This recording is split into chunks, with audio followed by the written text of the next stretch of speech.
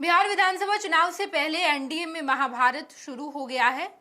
BJP के लिए कौन सबसे ज्यादा जरूरी है? क्या चिराग पासवान बीजेपी के लिए बेहद जरूरी है या फिर जीतन राम मांझी? क्योंकि एनडीए के ये दोनों घटक दल आपस में टकरा रहे हैं। जीतन राम मांझी ने कल कहा कि चिराग पासवान अपने साथ 20 गाड़ी लेकर जाते हैं, जिसमें से 10 गाड़ी उनके समर्थक होते हैं और पीछे पीछे नारेबाजी करते हैं। जो ताकतवर होते हैं उन्हें अपनी ताकत दिखाने की जरूरत नहीं पड़ती, जहां ताकत दिखना होता है वहां दिख जाता है। ये बात जीतन राम मांझी ने कहा और उसके बाद चिराग पासवान पर एक बड़ा हमला बोला है। इस मुद्दे पर हम बातचीत करेंगे। हमारे साथ वरिष्ठ सहयोगी विवेकानंद जी है। विवेकानंद जी, बिहार विधानसभा चुनाव नजदीक है। बिल्कुल। एक तरफ महागठबंधन, दूसरी तरफ एनडीए, और एनडीए में जो इन दिनों चल रहा है, जितने छोटे छोटे घटक दल हैं, ये अपनी ताकत दिखाने की पूरी कोशिश कर रहे हैं। देखिए, विवाद तो दोनों गठबंधन में है, एनडीए में भी है और महागठबंधन में। लेकिन आज चर्चा हम लोग महागठबंधन की करेंगे कि किस तरह से हम लोग एनडीए की करेंगे। एनडीए में किस तरह से दो घटक दल जो है, जो एनडीए के जो दो सहयोगी दल हैं, वे आपस में टकरा रहे हैं, जीतन राम मांझी और चिराग पासवान। और दोनों के टकराने के पीछे की वजह भी है कि दोनों मतलब एक ही वर्ग, दलित महादलित का प्रतिनिधित्व करते हैं।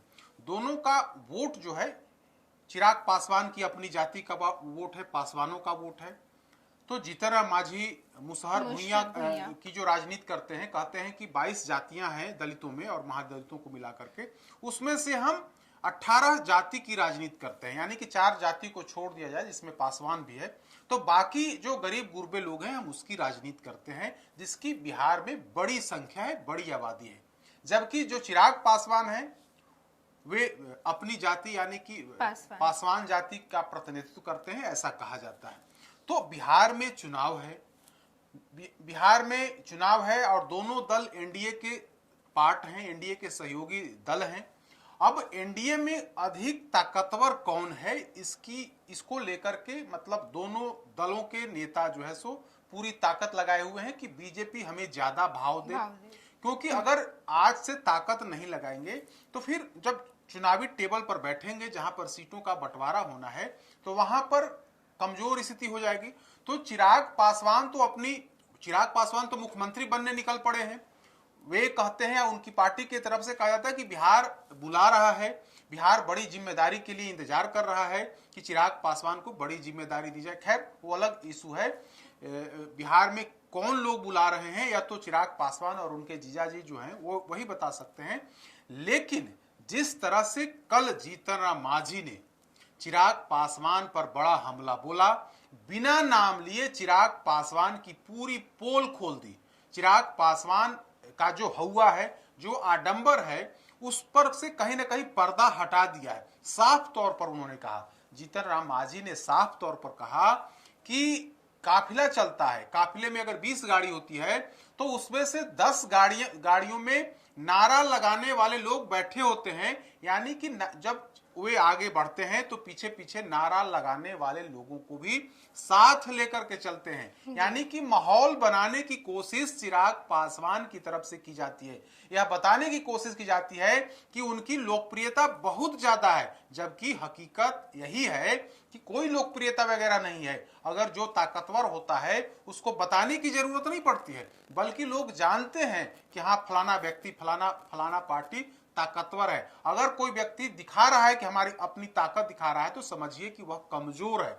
यानी कि चिराग पासवान जिस तरह से माहौल बना रहे थे, तो एक झटके में जीतन राम मांझी ने बताने की कोशिश की या फिर बता दिया कि जो दिख रहा है वो सच नहीं है। सच यही है कि अगर 20 गाड़ी होती है तो 10 गाड़ी को साथ लेकर के चलते हैं, मतलब 10 गाड़ी में जो लोगों को भर करके नारा लगाने वाले लोगों को लेकर के चलते हैं, ऐसा जीतन राम मांझी ने बताया है। और यह बता करके मैसेज दिया है, बीजेपी को भी मैसेज दिया है कि बीजेपी के लोग समझ रहे हैं कि चिराग पासवान बड़े जनाधार वाले नेता हैं, इनकी लोकप्रियता बहुत ज्यादा है, ये काफी इनकी जनसभा में 10,000 20,000 लोग जुट रहे हैं, तो यह आपकी भूल है।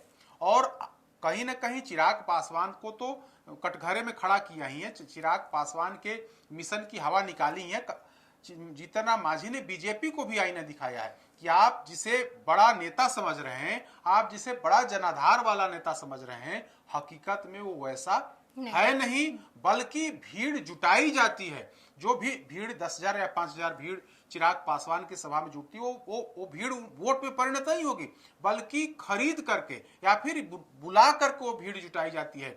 अपने से या चिराग पासवान की लोकप्रियता की वजह से लोग वहां नहीं पहुंचते हैं, बल्कि उस पर पैसे खर्च किए जाते हैं। ऐसा जीतन राम मांझी का कहने का तात्पर्य यही था। तो आप देखिएगा तो बीजेपी में दो जो घटक दल हैं जो दलितों का प्रतिनिधित्व करते हैं, वे आपस में भिड़ रहे हैं। तो ऐसे में भारतीय जनता पार्टी के लिए यक्ष प्रश्न यही है कि बीजेपी के लिए कौन ज्यादा महत्वपूर्ण है। बिल्कुल विवेकानंद जी, लेकिन पिछले लोकसभा इलेक्शन में हमने देखा कि बीजेपी के लिए चिराग पासवान जरूरी है। चिराग पासवान को 5 सीटें दी गई, वैसी सीटें जिनकी उन्होंने मांग की, जहां जहां उंगली रखा वो प्रधानमंत्री नरेंद्र मोदी ने उन्हें दिया। वहीं अगर जीतन राम मांझी की बात करें तो 1 सीट दी गई जिससे वो खुद चुनाव लड़े। इससे तो साफ पता चलता है कि चिराग पासवान को ज्यादा प्रायोरिटी। देखिए, बिल्कुल चिराग पासवान की राजनीति उनके पिता रामविलास पासवान कह सकते हैं कि रामविलास पासवान ने जो राजनीति की, उसी राजनीति को आगे बढ़ा रहे हैं। कोई अपनी पार्टी की स्थापना नहीं की है, खुद संघर्ष नहीं किया है, बल्कि विरासत को, पिता की विरासत को चिराग पासवान आगे बढ़ा रहे हैं। चिराग पासवान 2020 में अपनी ताकत देख चुके हैं। 2020 में लगभग 140 सीटों पर इन्होंने उम्मीदवार उतारा। मैक्सिमम सीटों पर इनके प्रत्याशियों की जमानत जब्त हो गई। 1 सीट से सिर्फ राजकुमार सिंह मटिहानी से चुनाव जीते, और बाकी की जो अधिकांश 2-4 जगह को छोड़ दिया जाए जहां इनके प्रत्याशी दूसरे नंबर पर रहे थे, बाकी जगहों पर इनके प्रत्याशी की करारी हार हुई। तब जबकि पीछे से कहीं न कहीं बीजेपी के कई बड़े नेताओं का कहीं न कहीं सहयोग था। बीजेपी के कई बड़े नेता या फिर बीजेपी का जो नाराज वोटर्स थे, जो जेडीयू को अपना वोट नहीं करना चाहते थे, उन लोगों ने चिराग पासवान के उम्मीदवार को वोट किया, तब जाकर के यह स्थिति रही। तो चिराग पासवान अपनी हैसियत जानते हैं। चिराग पासवान ये जानते हैं, सिर्फ दिखाते नहीं है कि हमारी हैसियत क्या है। 2024 की आपने बात करी, ठीक है। 2024 के लोकसभा चुनाव में चिराग पासवान को 5 सीटें दी गई थी, यह सच्चाई है। और पांचों की पांचों सीटें चिराग पासवान की पार्टी जीती। तब जीती, कोई चिराग पासवान की ताकत की बदौलत नहीं, चिराग पासवान की लोकप्रियता के बदौलत लोजपा के प्रत्याशी नहीं जीते, बल्कि मोदी और नीतीश कुमार का जो वोट बैंक है, उस वोट बैंक पर सवार होकर के चिराग पासवान के प्रत्याशी चुनाव जीते। चिराग पासवान सार्वजनिक कहें या नहीं कहें, उनके तमाम जो दूसरे जो उनके जो सांसद है, वे जरूर कहते हैं कि मोदी लहर नहीं होता तो शायद वे लोग चुनाव नहीं जीते। तो मोदी लहर पर सवार होकर के चिराग पासवान और उनके प्रत्याशी चुनाव जीते। अब सीट, जहां तक सीटों की बात है, ठीक है, चिराग पासवान को 5 सीटें दी गई थी, वे 5 जीते।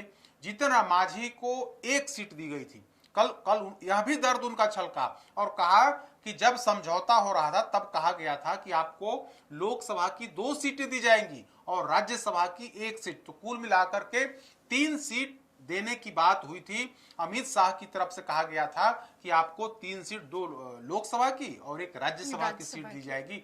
लेकिन हमारे साथ नाइंसाफी की गई, फिर भी हम चुप रहे।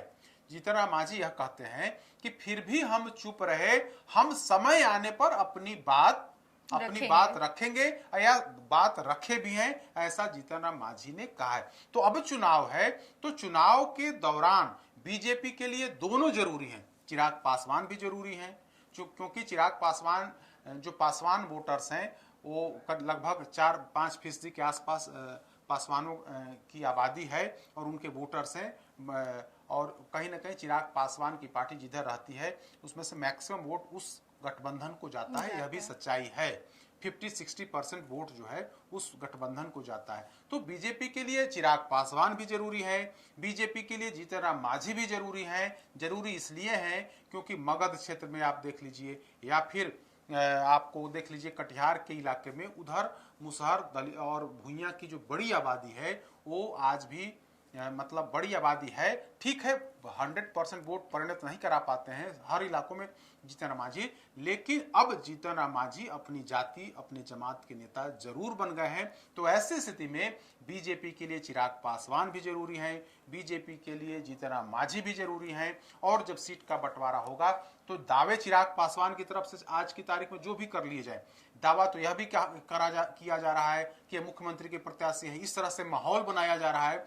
लेकिन बीजेपी के लोग समझ रहे हैं कि हमें क्या करना है, कैसे चिराग पासवान को डील करना है, कैसे जीतन राम मांझी को डील करना है। और हमें जहां तक जानकारी है उसमें सीट बंटवारे पर करीब करीब बीजेपी के लोगों ने तय कर लिया है, 1-2 सीट इधर उधर हो जाए, लेकिन उसी में से सीटों का बंटवारा होना है। 100+ दोनों पार्टियां यानी कि जेडीयू 100+ और बीजेपी 100+ सीटों पर चुनाव लड़ेगी। और बाकी की जो 35-38 सीट जो बचती है उसमें से चिराग पासवान को 20+ सीटें दी जाएंगी, जीतन राम मांझी को 10 के आसपास, और फिर उपेंद्र कुशवाहा को भी 5, 6 या 7 सीट इस तरह से दी जा सकती है। तो कुल मिलाकर के कहें तो बीजेपी के लिए चिराग पासवान तो जरूरी हैं ही, जीतन राम मांझी भी कम जरूरी नहीं है, क्योंकि जीतन राम मांझी को अगर आप इग्नोर करते हैं तो मैसेज खराब जाएगा। जीतन राम मांझी को कमजोर बताने की कोशिश करती है बीजेपी, तो इसका भी मैसेज खराब जाएगा। तो इसीलिए जीतन राम मांझी लगातार फ्रंट फुट पर खेल रहे हैं, मैसेज दे रहे हैं कि अगर इस बार आपने कोई चूक की तो हम चुप नहीं बैठेंगे। कल उन्होंने इस बात की ओर इशारा कर दिया है कि जो आदमी दिखा रहा है असल में उसकी ताकत नहीं है, जो आदमी चुप है एक्चुअल में ताकत उसी के पास है। तो जीतन राम मांझी ने चिराग पासवान को तो आईना दिखाया ही, बीजेपी को भी मैसेज दे दिया है कि अगर आपने हमको कमजोर समझने की भूल की तो यह आपकी बड़ी गलती होगी। बिल्कुल विवेकानंद जी, चिराग पासवान और दूसरी तरफ जीतन राम मांझी ने कल अपनी ओर से तमाम बातें रख दी। चिराग पासवान अपनी शक्ति दिखा रहे हैं और इन सब के बीच बीजेपी को यह तय करना है कि आखिर सबसे ज्यादा जरूरी कौन है। ऐसा या राजनीति समझने वाले या विवेकानंद जी ने भी अभी कहा कि दोनों जरूरी हैं। देखना होगा कि कैसे बीजेपी सामंजस्य बैठा पाएगी। हम आपको तमाम खबरों से रूबरू कराएंगे, आप देखते रहिएगा first Bihar Jharkhand. Panorama group, जो सोचता है वो करता है। ये लो मुंह मीठा करो, आज मैंने अपना जॉब छोड़ दिया, अब हम पूर्णिया वापस जाएंगे। जॉब छोड़ दिया है? मतलब ये घर कैसे चलेगा, हम करेंगे क्या और माँ बाबूजी क्या बोलेंगे? इसलिए मैं एक और मिठाई का डब्बा लाया, अपने बिजनेस के लिए लोन अप्रूव हो गया। अरे लोन अप्रूव हो गया वो तो ठीक है, लेकिन पूर्णिया में हम रहेंगे कहाँ? अपना घर भी तो नहीं है वहाँ। इसलिए तो एक और मिठाई का डब्बा अलग से लाया हूँ। हमने पूर्णिया में घर ले लिया है, पूर्णिया के ई होम्स पैनोरमा में। पूर्णिया में पैनोरमा ग्रुप लेकर आए हैं ई होम्स पैनोरमा, बड़ा घर, आलीशान जिंदगी और अत्याधुनिक सुविधाओं के संग। अरे अब क्यों मुंह मीठा करवा रही हो?